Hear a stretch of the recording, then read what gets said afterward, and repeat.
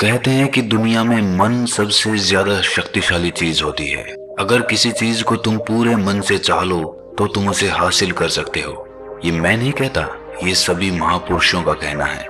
लेकिन अगर ये सत्य है, ये सच है, तो जो हम अपने मन से चाहते हैं वो हमें हासिल क्यों नहीं होता है? भाई, कोई भी इंसान अपने मन में दुख तो नहीं चाहेगा, लेकिन वो रहता तो दुखी है। हर इंसान अपने मन से तो कामयाब होना चाहता है, खूब पैसा कमाना चाहता है, लेकिन फिर भी वो कामयाब नहीं होता।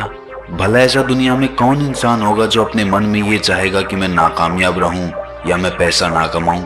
सोचने की बात है। तो इसमें दो चीजें निकल के सामने आती हैं। या तो वो महापुरुष गलत थे जिन्होंने ये बात बोली कि मन से चाही हुई चीज हासिल हो जाती है, या फिर हम गलत हैं। आज की कहानी जो मैं आपको सुनाने वाला हूँ उसमें आपको एक ऐसा मंत्र मिलेगा। उसे समझने के बाद आपको एक ऐसा मंत्र पता चलेगा जिससे आप ये समझ पाएंगे कि अपने मन से कोई भी चीज कैसे करवाई जाती है, मन में किसी भी बात का बीज कैसे बोया जाता है। ये इस कहानी से आपको अच्छी तरह से समझ में आ जाएगा, और इससे आप ये भी समझ पाएंगे कि आकर्षण का नियम, लॉ ऑफ अट्रैक्शन, कैसे काम करता है। कहानी छोटी सी है लेकिन बहुत ही गहरी है। इससे पहले कि आप इस कहानी में खो जाएं, इस चैनल को सब्सक्राइब जरूर कर लें। तो चलिए कहानी शुरू करते हैं। एक बार की बात है, एक आदमी के जीवन में सिर्फ दुख ही दुख थे। वो जो भी काम करता उस बेचारे का वो काम पूरा ही नहीं होता। घर में आता तो घर में कलेश बना रहता, किसी से कोई मदद मांगता तो कोई उसकी मदद नहीं करता। ऐसा लगता था कि चारों ओर से दुखों का पहाड़ उसी पर टूट पड़ा है। उसे समझ नहीं आ रहा था कि मैं इन दुखों से पार कैसे पाऊं। वो दिन रात यही सोचता रहता कि अपने दुखों से छुटकारा कैसे पाना है। इसी कारण से वो रात में सो भी नहीं पाता था। उसकी आंखों के नीचे बड़े बड़े काले घेरे बन गए थे, जो इस बात का प्रतीक थे कि वो आदमी कितना दुखी है और कितना चिंतित है। कभी कभी तो उसके मन में आत्महत्या करने के भी ख्याल आते थे, लेकिन अपने परिवार की चिंता करके वो ये कदम नहीं उठा पाता था। वो इतना दुखी हो गया कि उसने निर्णय किया कि वो इन दुखों से छुटकारा पाके रहेगा। इसके लिए चाहे उसे कितनी भी मेहनत करनी पड़े, कुछ भी करना पड़े, चाहे अंगारों पे चलना पड़े, लेकिन इन दुखों से छुटकारा हासिल करके रहेगा। ऐसे ही एक दिन उसने अपने मित्र से पूछा कि मैं अपने जीवन को कैसे सुधारूं। उसके मित्र ने उसे बताया कि तुम किसी बाबा के पास जाओ। बाबाओं के पास ऐसा मंत्र होता है जिससे सारे दुख मिट जाते हैं, जीवन खुशियों से भर जाता है और धन संपदा भी हासिल हो जाती है। तुम किसी ऐसे बाबा को ढूंढ लो, बस तुम्हारा काम बन जाएगा। उस आदमी के मन में ये बात पूरी तरह से पक्की बैठ गई कि कोई बाबा ही मेरा दुख दूर कर सकता है, और इसीलिए उसे किसी भी बाबा के बारे में पता चलता तो वो उस बाबा के पास पहुंच जाता। वो उस बाबा को अपनी समस्या बताता और उससे उसका समाधान पूछता और कहता कि बाबा, मैं कुछ भी करने के लिए तैयार हूं, लेकिन मेरी इन समस्याओं से मुझे छुटकारा दिला दीजिए।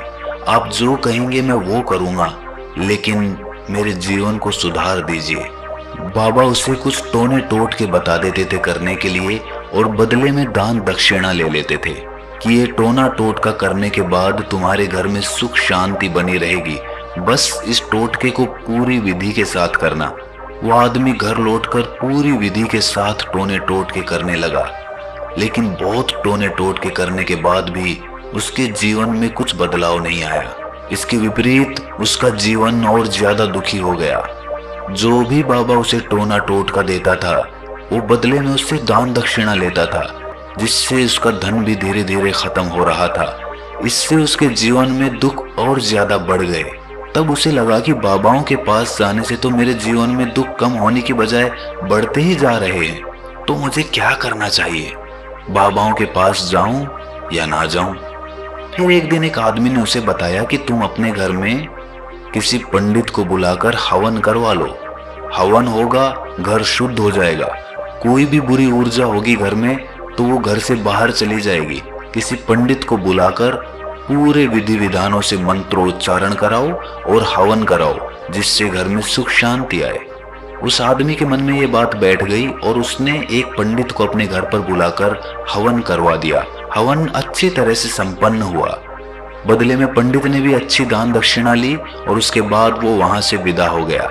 लेकिन कुछ दिनों के बाद उस आदमी को महसूस हुआ कि उसके जीवन में अब भी कोई बदलाव नहीं आया है। अब वो आदमी पूरी तरह से दुखी हो गया और ज्यादा परेशान हो गया। अब तो उसे लगने लगा था कि मेरे जीवन में से दुख कभी खत्म ही नहीं होंगे। और यही सोच सोच कर उस आदमी का बुरा हाल हो गया था। फिर एक दिन उसे अपने मित्र से एक ऐसे बाबा के बारे में पता चला जो समाधान बताने के लिए कोई दान दक्षिणा नहीं लेता था।